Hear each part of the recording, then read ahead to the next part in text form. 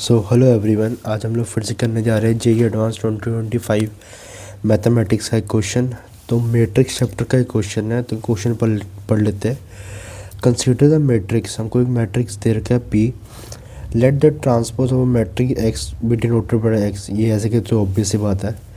The number of 3,3 invertible matrix Q with integer entries such that Q inverse is equal to Q transpose and P Q is equal to Q P. तो इसमें हमको एक Q matrix अपने आप से assume करना पड़ेगा और वो इस कंडीशंस को सेटिस्फाई करना चाहिए।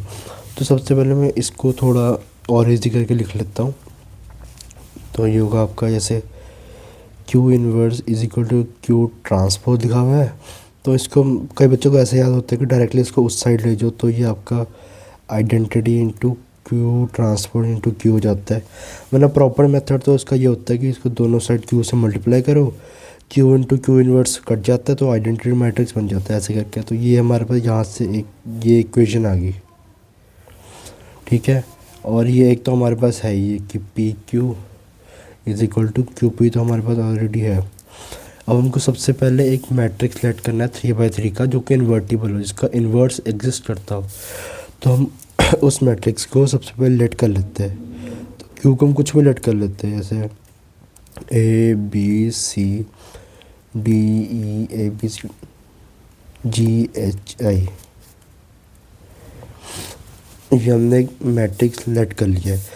अब हम कुछ नहीं करना है, बस इसको इसमें सेटिस्फाई कराना है। तो ये तो क्यू हो गया।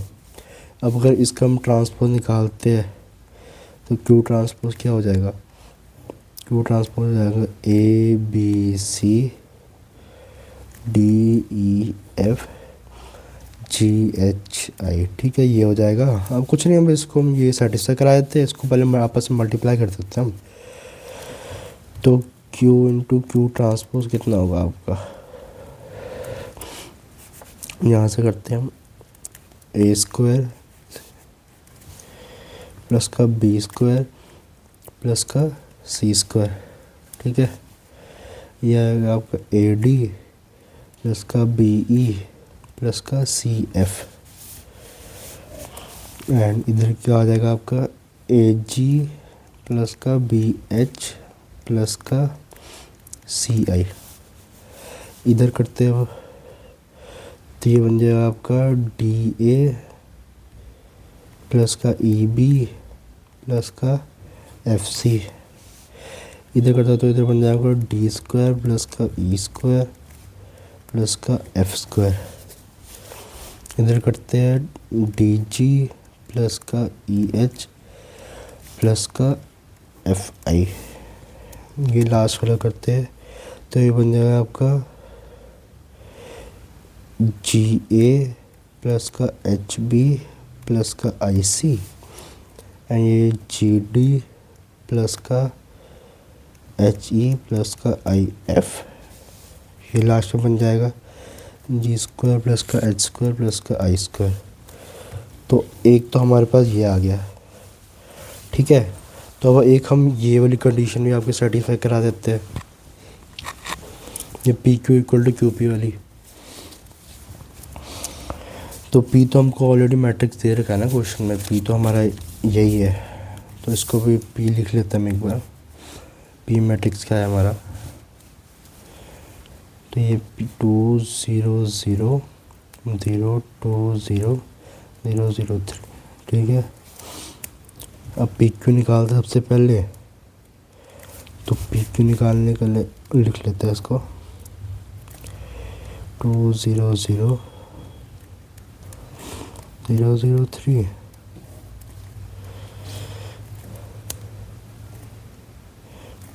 सी D E F H I, ठीक है। इसको आप चाहे तो खुद भी इसको फटाफट सॉल्व कर सकते हैं, अगर वीडियो आगे स्किप करते रहो।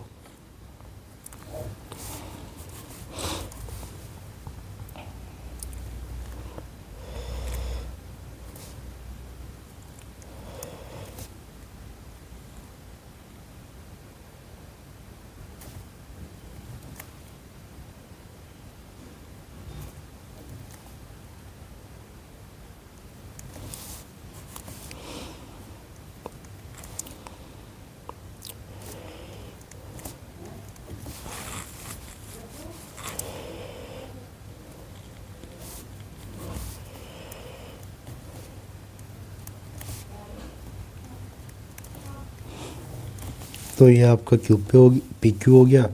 अब ऐसे हम यहाँ पे क्यू पी निकाल लेते हैं।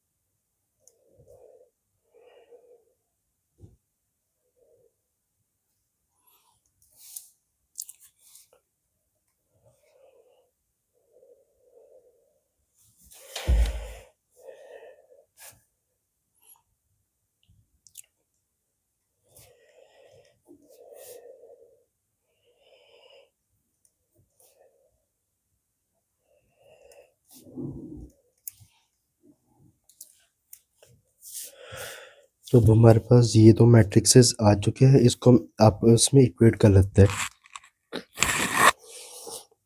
तो इसको अगर मैं इसको उसके सामने इक्वेट करना चाहूँ तो लिख लेता हूँ। मैं इसको इसी को इसके सामने लिख रहा हूँ। 2a 2b 3c 2b 2e 3f 2g 2h 3i। तो अब देखो ये तो 2a सेम है, 2b सेम है, ये अलग आ रहा है। 2c और 3c सेम नहीं है।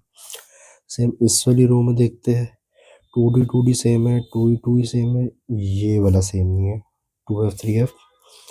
अब यहाँ पे 3g और 2g सेम नहीं है, 3h और 2h सेम नहीं है। हमारे पास क्या क्या कंडीशन आ गई। तो अगर हम इनको इक्वल करना है तो 2c इक्वल टू 3c होना चाहिए। तो 2c इक्वल टू 3c तो होना चाहिए। अब 2 और 3 तो आपस में है नहीं, तो उसके मतलब c को 0 ही होना पड़ेगा, तभी एक ही केस बनता है कि आपस में इक्वल हो पे, और तो कोई बनेगा ही नहीं इसमें। तो उसका मतलब c को 0 होना पड़ेगा। सेम अगर हम सबके साथ करेंगे तो f को भी 0 होना पड़ेगा, यहाँ से h को भी 0 होना पड़ेगा, और g को भी 0 होना पड़ेगा। ये कंडीशन तो एक ये आ गया हमारे पास। अब बस इसको हम यहाँ पुट कर देते हैं। तो यहाँ से हम एक ये जो Q इंटू क्यू ट्रांसपोज है ना, इसका वाला मैट्रिक्स निकाल लेते हैं सुंदर सा एक। ये तो बड़ा गंदा सा लग रहा है। तो क्या क्या जीरो हमारे पास, तो यहाँ से हमारा ये C 0 है, D B E 0 नहीं है, इस ये 0 हो जाएगा क्योंकि C 0 हो जाएगा। एंड यहाँ से ये G 0 हो जाएगा। ये क्या था हमारे पास, एक सेकेंड ना,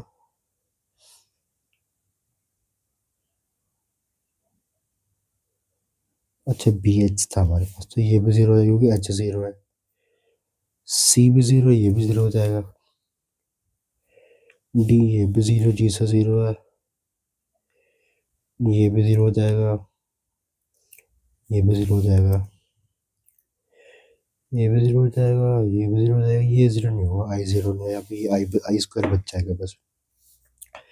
इधर से ये 0 हो रहा है, ये भी 0 हो रहा है, ये भी 0 हो रहा है, F 0 है ना। तो इधर से ये भी 0 हो रहा है, ये 0 नहीं हो रहा। इधर से आपका ये बच रहा है, ठीक है, ये बच रहा है।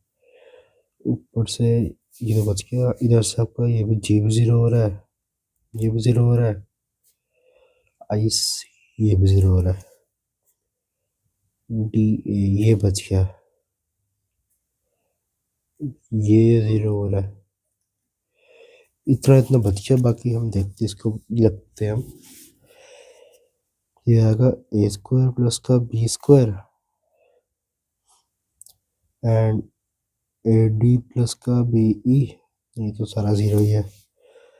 तो ए डी प्लस का ई बी, ये तो सेम चीज़ है। डी स्क्वायर प्लस का ई स्क्वायर लास्ट में आई स्क्वायर यहाँ बचा, ये सारा ज़ीरो हो गया, टी स्क्वायर है ना, तो ये भी ज़ीरो है, ये भी ज़ीरो है।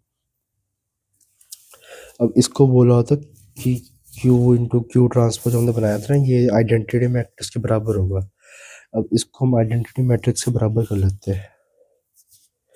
आइडेंटिटी मैट्रिक्स को पता ही होगा सबको क्या होता है, A square plus B square उसका बी ई ज़ीरो।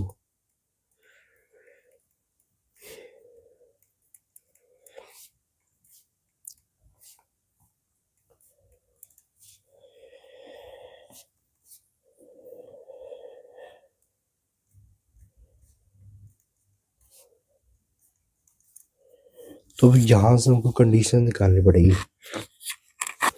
तो जैसे यहाँ से हमारे पास एक कंडीशन आएगी कि A square plus B square equal to 1 होगा,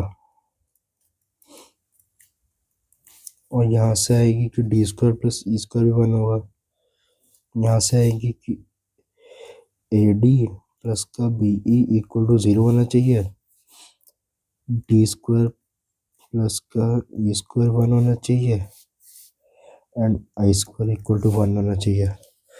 अब देखो इस आई स्क्वायर की तुमको परवाह है नहीं, क्योंकि इंडिपेंडेंट है इन तीनों से, ये तो कहीं पे भी नहीं आ रहा। तुम क्या करते हैं, पहले इन्हीं के केसेस बना के इनको फाइंड करते हैं। अब इसके दो मेथड है, या तो पीएनसी लगाओ जो कि बहुत डिफिकल्ट हो जाता है और लगेगी भी नहीं इतनी आसानी से यहाँ पे, या तो है कि मैन्युअली काउंट करो, तो मैन्युअली काउंट करना पड़ेगा हमको। अब देखो ये तो बड़ी स्टैंडर्ड इक्वेशन है, A square plus B square equal to 1, इसके इंटीजर में एक ही सोल्यूशन आती है, या तो ए जीरो हो जाए बी वन हो जाए, या बी जीरो हो जाए ए वन हो जाए, क्योंकि हमको यहाँ पे क्वेश्चन में बोला है ना कि यहाँ पे इंटीजर एंट्रीज चाहिए। वैसे तो इसका एक ये भी हो सकता है कि ए की वैल्यू 1/√2 हो जाए, बी की वैल्यू 1/√2 हो जाए, बट हमको लेना नहीं है वो, तो इंटीजर ही निकालनी है, तो उसमें हमको मैनुअली केसेस बनाने पड़ेंगे बहुत सारे। तो सबसे पहले हम केसेस बनाते हैं यहाँ से।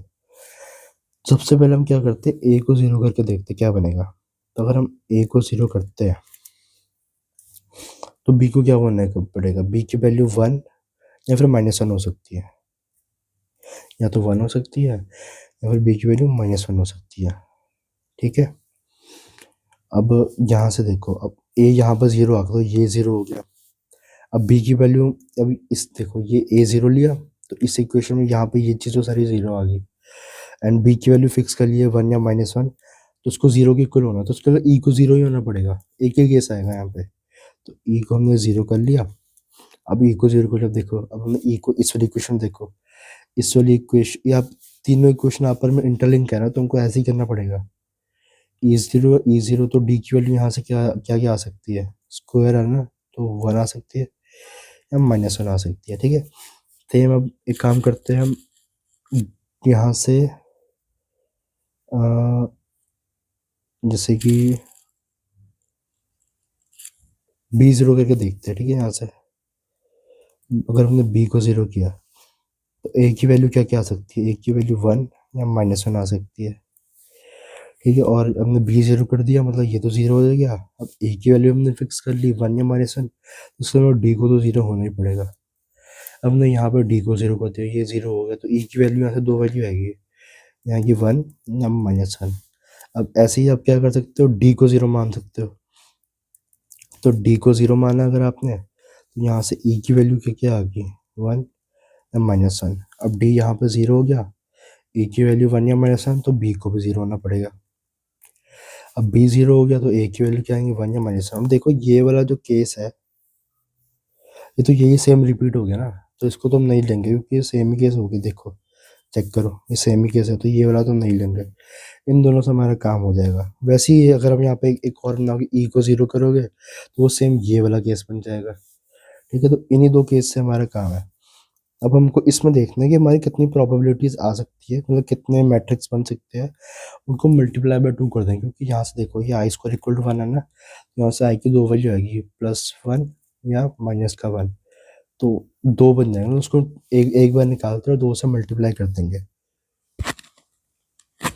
तो यहाँ से हम, एक तो आ सकता है आपका कि ए ज़ीरो हो जाए, बी 1 हो जाए, ई ज़ीरो हो जाए, D1 हो जाए, या तो आ सकता है ये इसी ऊपर लाइन की बात कर रहा हूँ, इन दो लाइन की बात करनी है ना, या हो सकता है A0 हो जाए, B-1 हो जाए, E तो 0 है ही, D भी -1 हो जाए, या फिर एक केस A तो 0 है ही, तो B की वैल्यू अगर आप 1 मानते हो, E0 D-1 हो जाए, या हो जाए A0 हो जाए, B-1 हो जाए, E0 हो जाए, D1 हो जाए। तो ये 4 केस आएंगे इस वाली लाइन के लिए, सेम 4 केस आएंगे इस वाली लाइन के लिए। तो टोटल कितने केस हो गए? 4 + 4 कितने हो गए? 8 हो गए इस लाइन के 4 केस, और ये लाइन इसके 4 केस हो गए। तो 4 + 4 कितने हो गए? 8 हो गए। ठीक है, 8 केसेस हो गए। अब याद करो आई की यहाँ पे 2 वैल्यूज है, तो हमको उसको 2 से मल्टीप्लाई करना पड़ेगा, क्योंकि एक बार आई तो +1 लेके हम मैट्रिक्स बनाएंगे, एक बार आई -1 लेके, तो 2 से मल्टीप्लाई करेंगे तो 8 × 2 = 16 आ गया। तो 16 इसका करेक्ट आंसर हो जाएगा।